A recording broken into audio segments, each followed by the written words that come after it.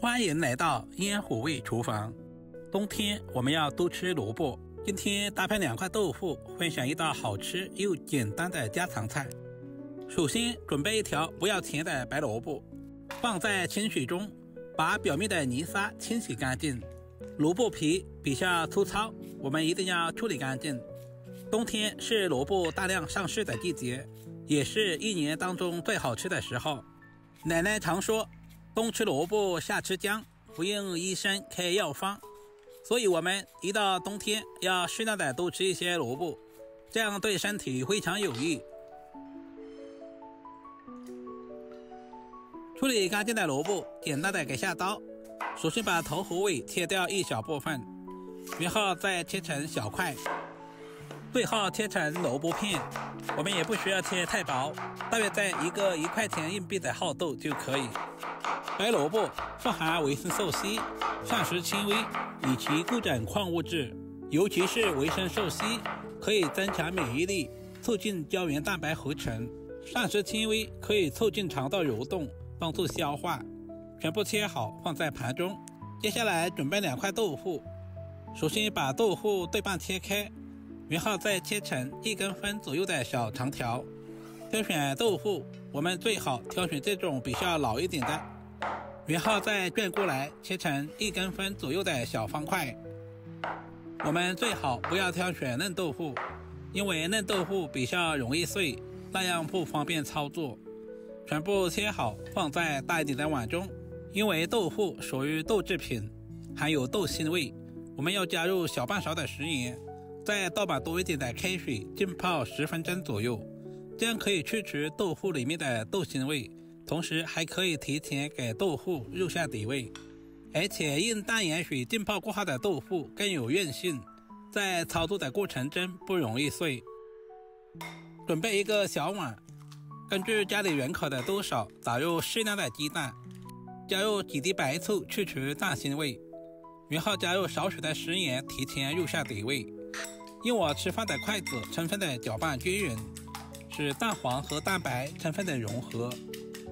攪拌成用筷子挑不起來就差不多了。準備小塊瘦肉切成薄片，挑選瘦肉也是有技巧的，我們最好挑選這種小里脊或者是前腿肉，因為這個部位的肉特別的鮮嫩。最後剁成肉末，也不需要剁太細，稍微有一點點顆粒感也是可以的。全部處理好放在盤中備用。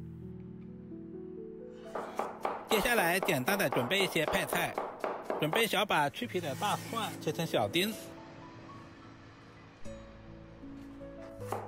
一小塊去皮的老薑先切成薄片，然後再切成稍微細一點的薑絲，最後切成薑末。全部切好和蒜子放在一起備用。接着簡單的調個料汁，碗中加入1大勺生抽，小半勺的蠔油，少量的食鹽調味，然後加入少許的松茸鮮，少量的白糖，小半勺的玉米澱粉或者是土豆澱粉，加入適量的清水，把調味料化開。這種方法非常適合廚房小白。攪拌均勻放在一旁。現在的豆腐也已經浸泡好了，倒在漏勺裡面，充分的控乾水分。把控水的豆腐直接倒回碗中。接下來倒入準備好的雞蛋液，準備勺子輕輕的攪動一下，使每一塊豆腐的表面都能夠裹上雞蛋液。這裡一定要輕輕的，因為豆腐還是比較容易碎。準備一鍋開水，加入小半勺的食鹽，攪拌至化開，加入少量的食用油。接下來把切好的蘿蔔倒在鍋中，我們要提前把蘿蔔焯下水。這一步的目的是去除蘿蔔裡面的澀味，但是焯水的時間不需要太長，水開以後大約煮1分鐘左右。食鹽可以給蘿蔔提前入下底味，食用油可以鎖住蘿蔔的營養，不容易流失。煮製成視頻中這樣的透明狀，直接撈出來控水備用。另起鍋，加入平常炒菜多一點的食用油。接下來把雞蛋豆腐直接倒在鍋中，我們要提前把雞蛋和豆腐煎制一下，煎至2分鐘左右，稍微的放動一下鍋。這樣不僅可以防止粘鍋，同時還可以使雞蛋和豆腐受熱更均勻。底部完全定型之後，我們就翻過來煎另外一面，這樣可以使雞蛋液在最短的時間內凝固，從而炒出香味。在翻炒的過程中，我們不需要用太大的力气，不然的話豆腐很容易碎。经过煎制过后的鸡蛋豆腐表面呈金黄色，接着把抱团在一起的分開來，這樣方便下一步的入味。把所有的雞蛋豆腐煎制成視頻中這樣放在一旁備用。準備一個砂鍋，把控乾水分的蘿蔔直接放在砂鍋的底部，把炒好的雞蛋豆腐直接鋪在蘿蔔上面。另起鍋，加入少許的食用油，油溫燒至2成，把肉末直接倒在鍋中，開小火把肉末炒散，炒至變色。這裡我們一定要快速的翻炒，不然的話肉末很容易老，炒至微微的變色就可以。接下來加入1大勺的豆瓣醬，不喜歡吃豆瓣醬的也可以加入黃豆醬，再次翻炒均勻。把豆瓣醬炒出紅油，炒出香味。接下來加入切好的薑蒜末，再次翻炒均勻，把薑蒜炒出香味。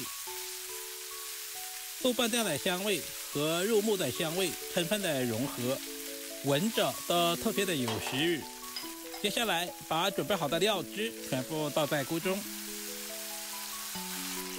加入少量的溫水，開大火把鍋裡面的湯汁煮開。